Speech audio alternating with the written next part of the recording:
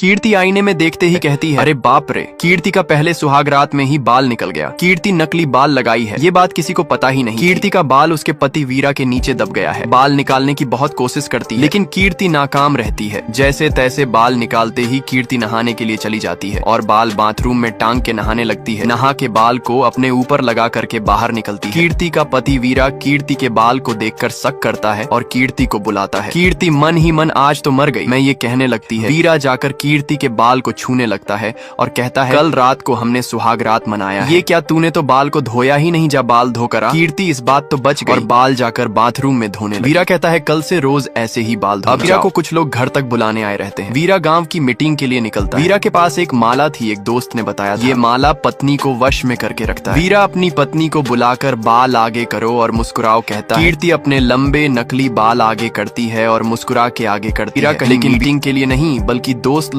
वीरा कीर्ति के बाल को गर्म करके सुखा रहा है और कहता है, मैंने तुम्हें कभी धूप में बाल सुखाते नहीं देखा है, तुम्हारी मम्मी ने कुछ सिखाया ही नहीं है क्या। कीर्ति हर बार की तरह इस बार भी अपने नकली बाल से डरती रही। एक दिन वीरा को गांव के कुछ गुंडे मारने के लिए आए और मारने की कोशिश करने लगे। तभी पीछे से वीरा को बचाने के लिए कीर्ति आती है। कीर्ति शादी से पहले एक बॉक्सर थी। कॉलेज के टाइम में गुंडों को दौड़ा दौड़ा के मारती। घर वाले की मजबूरी से नकली बाल लगाकर शादी करना पड़ा। वीरा के सामने कीर्ति सभी गुंडों को धोने लगी, उठा उठा के मारने लगी। वीरा और पूरा गांव ये देख चौंक गया। कीर्ति की लड़ाई में एक गुंडे ने कीर्ति के बाल को पकड़ लिया, जिससे कीर्ति का नकली बाल नीचे गिर गया। वीरा कीर्ति का ये भव्य रूप देख टेंशन में आ गया और ठेके में आकर दारू पीने लगा और कहने लगा, कीर्ति ने मुझे नकली बाल दिखाकर धोखे से शादी किया। मैं जिसे हुस्न की रानी समझा वो तो हिडिंबा निकली। घर जाकर कीर्ति हर बात वीरा को समझाती और कहती है, मैं आपसे माफी मांगती हूँ, मैंने आपसे ये बात छुपाई। वीरा के दिल में कीर्ति के लिए जो रोमांस और जिज्ञासा था धीरे धीरे खत्म हो रहा था। क्या वीरा कीर्ति को अपना पाएगा या छोड़ देगा।